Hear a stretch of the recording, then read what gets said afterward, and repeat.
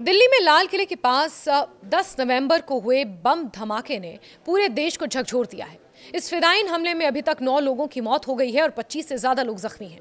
सुरक्षा बलों की शुरुआती जांच में यह संकेत मिल रहा है कि हमला पाकिस्तान समर्थित आतंकी संगठन जैश ए मोहम्मद से जुड़े तत्वों ने अंजाम दिया।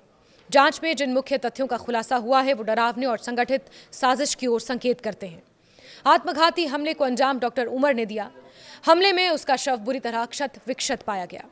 जिस हुंडई i20 कार का उपयोग विस्फोट के लिए किया गया वो डॉक्टर उमर चला रहा था। पुलिस के पास मिले सीसीटीवी फुटेज के अनुसार सोमवार सुबह 7 बजे ये कार फरीदाबाद से चली। सुबह 8:13 पर बदरपुर टोल प्लाजा के रास्ते दिल्ली में दाखिल हुई। 8:20 पर ओखला इंडस्ट्रियल एरिया के एक पेट्रोल पंप पर नोट की गई। दोपहर के समय लगभग 3:19 पर यह कार लाल किला परिसर के पास पार्किंग एरिया में दाखिल हुई। रात तक इंतजार करने के बाद जब शाम में भीड़ भाड़ बढ़ी, वाहन आवाजाही तीव्र हुई तो कार में रखे विस्फोटों को सक्रिय किया गया। आतंकी इस ऐतिहासिक और प्रतीकात्मक जगह पर बड़ा संदेश देना चाहते थे। लाल किले की प्राचीर से 15 अगस्त को प्रधानमंत्री के राष्ट्र के नाम संदेश की परंपरा भी इसे विशेष निशाना बनाती है। विस्फोटक सामग्री अमोनियम नाइट्रेट फ्यूल ऑयल थी। ऐसा विस्फोटक बाजार में उपलब्ध यूरिया या अन्य उर्वरकों और फ्यूल ऑयल मिलाकर तैयार किया जा सकता है, इसलिए आतंकी अक्सर इसे इस्तेमाल करते हैं। रैंप अप में आरडीएक्स की अपेक्षा एएनएफओ का प्रयोग बढ़ गया है, क्योंकि आरडीएक्स की आपूर्ति और उसकी श्रृंखला को ट्रेस करना आसान नहीं होता और वो खतरनाक भी है। जांच में यह भी सामने आया है कि संदिग्धों ने बड़े पैमाने पर विस्फोटक सामग्री, डेटोनेटर, बैटरियां और टाइमर जैसे उपकरणों का भंडार इकट्ठा कर रखा था, जिससे यह स्पष्ट होता है कि वो विस्तृत और समन्वित हमलों की योजना बना रहे थे। जांच ने साजिश के जाली को खोलने में जो सूत्र निकाले वो अक्टूबर की एक कम गति वाली घटना से जुड़े रहे। 18 अक्टूबर की रात श्रीनगर के नौगाम में अचानक पोस्टरबाजी हुई, जिसमें जम्मू कश्मीर पुलिस और सेना को खुले तौर पर धमकियां दी गई। ये घटना इस इलाके में असामान्य थी, क्योंकि आर्टिकल 370 के रद्द होने के बाद से इस तरह की पोस्टरबाजी कम हो गई थी। इस पोस्टरबाजी ने श्रीनगर पुलिस के कान खड़े कर दिए और लेफ्टिनेंट गवर्नर मनोज सिन्हा के निर्देश पर मामले की गहन छानबीन हुई। एसएसपी संदीप चक्रवर्ती के नेतृत्व में पुलिस ने नौगाम की सीसीटीवी फुटेज खंगाले और पोस्टर लगाने वाले 3 युवकों आरिफ निसार डार उर्फ साहिल, यासिर उल अशरफ और मकसूद अहमद डार की पहचान कर पूछताछ की गई। उनसे पता चला कि इन्हें ये काम एक मौलवी ने करवाया था। पूछताछ आगे बढ़ी तो दुकानों ठिकानों के धागे मौलवी इरफान अहमद तक जा पहुंचे, जो छनपुरा की मस्जिद अली नकीबाग का इमाम था, जिसका कनेक्शन पाकिस्तानी हैंडलर्स और अंडरग्राउंड रेडिकलाइजेशन नेटवर्क से था। मौलवी ने कई संदिग्ध डॉक्टरों के नाम बताए, डॉक्टर आदिल, डॉक्टर मुजम्मिल, अहमद गनई उर्फ मुसाइब, और बाद में डॉक्टर उमर के बारे में भी अहम जानकारियां दी। डॉक्टर आदिल की तलाश में पुलिस को पता चला कि वो अनंतनाग छोड़कर सहारनपुर में काम कर रहा था। उसे उत्तर प्रदेश एटीएस की मदद से पकड़ा गया और उसके लॉकर से AK-56 राइफल बरामद हुई। इसी पूछताछ के बाद डॉक्टर मुजम्मिल की टीम पर फोकस बढ़ा और फरीदाबाद के अल फलाह यूनिवर्सिटी के मेडिकल कॉलेज में नौकरी कर रहा वो पाया गया। डॉक्टर मुजम्मिल से गहन पूछताछ में उसने कई सनसनी खुलासे किए। उसने बताया कि एक फरीदाबाद के ठिकाने पर आईईडी से जुड़ी सामग्री रखी है। वहां से करीब 360 किलोग्राम विस्फोटक सामग्री और डेटोनेटर और अन्य उपकरण मिले।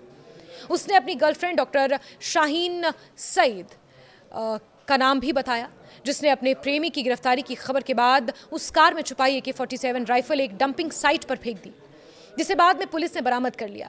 इस नेटवर्क से जुड़ा हाजी इफ्तियाक नामक शख्स मेवात के सिंगार पुनहाना गांव का रहने वाला निकला। उसने एक किराए के मकान पर छापा पड़ने पर 88 बोरे मिले, जिनमें कुल 2563 किलोग्राम विस्फोटक सामग्री मिली। Ammonium nitrate, potassium fuel oil, detonator, battery और टाइमर सहित कुल अलग अलग छापों में कुल मिलाकर लगभग 2900 किलोग्राम विस्फोटक सामग्री और 2 AK सीरीज की राइफलें, एक चीनी पिस्तौल, एक बेरेटा पिस्तौल बरामद हुई। पूरी पूछताछ और मिलान के बाद ये भी स्पष्ट हुआ कि ये डॉक्टर न केवल पढ़े लिखे और समाज में प्रतिष्ठित थे, बल्कि अपने पेशे की शपथ के विपरीत जिहादी विचारधारा में धकेले गए थे। प्रारंभिक जानकारी के मुताबिक डॉक्टर उमर, जिसका जन्म 24 फरवरी 1989 ने सरकारी मेडिकल कॉलेज श्रीनगर से पढ़ाई की थी और वहीं उसकी दोस्ती मुजम्मिल से हुई।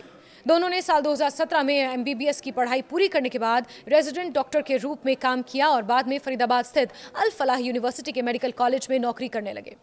जांच में यह भी सामने आया कि जैश-ए-मोहम्मद से जुड़े पाकिस्तानी हैंडलर्स के इशारे पर यह समूह पूरे देश में बम धमाके करने की योजना बना रहा था और इसके लिए विस्तृत तैयारियां की जा चुकी थी।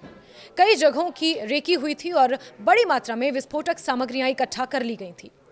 साथ ही आतंकियों के एक एक कर पकड़े जाने पर उमर दबाव में आ गया और उसने लाल किले के पास फिदायीन हमला कर दिया ताकि वो अपने मकसद में कामयाब होकर सुर्खियों में आ सके। कार की पहचान और मालिकाना श्रृंखला भी जांच में सामने आई। साजिश में प्रयुक्त हुई I-20 car registration number HR 26 CE 7674 था।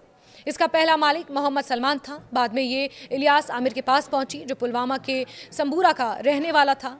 इसी गांव के पास उमर का भी घर था। इलियास ने गाड़ी तारिक अहमद डार को दी थी जिसने उसे डॉक्टर उमर को सौंपा था। हमला शाम को किया गया। कार दोपहर के आसपास लाल किले के पास आई। कई घंटों तक वहां रुकी और भीड़ भाड़ बढ़ने पर विस्फोट हुआ जिससे जानमाल का बड़ा नुकसान हुआ। घटनाक्रम में एक बार फिर ये सवाल उठाया कि किस तरह शिक्षा और पेशे की ऊंचाइयों पर बैठे लोग कट्टरवादी विचारधारा की गिरफ्त में आ जाते हैं। परंपरागत तस्वीर गरीबी और अशिक्षा के कारण युवाओं का रेडिकलाइजेशन होना यहाँ लागू नहीं होती। जिन लोगों ने मानवता की सेवा की डिग्री ली वही इंसानों की जान लेने की साजिश में लिप्त पाए गए। राष्ट्रीय सुरक्षा चुनौतियां अभी खत्म नहीं हुई हैं। पूछताछ और छापेमारी जारी है और केंद्रीय गृह मंत्रालय ने इस केस को राष्ट्रीय जांच एजेंसी को सौंप दिया है ताकि साजिश के तार पकड़े जाएं और उसके आकाओं तक पहुंचा जा सके।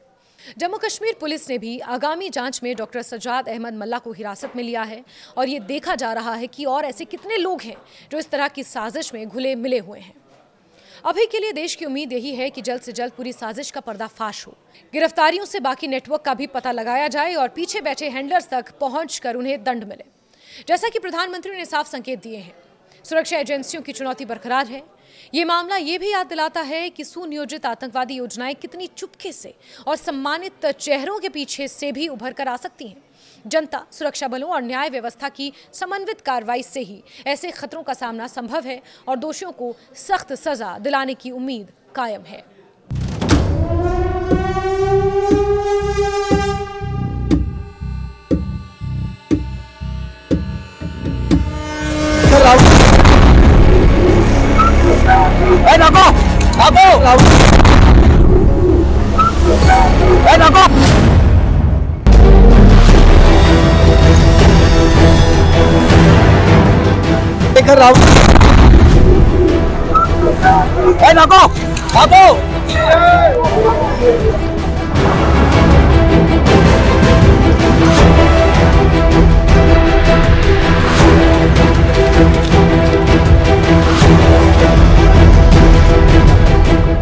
देखा कि वहाँ पे इतने घायल नहीं दिख रहे थे जितनी बॉडी दिख रही थी, क्योंकि ब्लास्ट इतना तगड़ा हुआ है। ना तो CNG का कह सकते हैं ना किसी का कह सकते हैं, तो जांच के बाद पता पड़ेगा। पुलिस की लापरवाही इतनी कह सकते हैं कि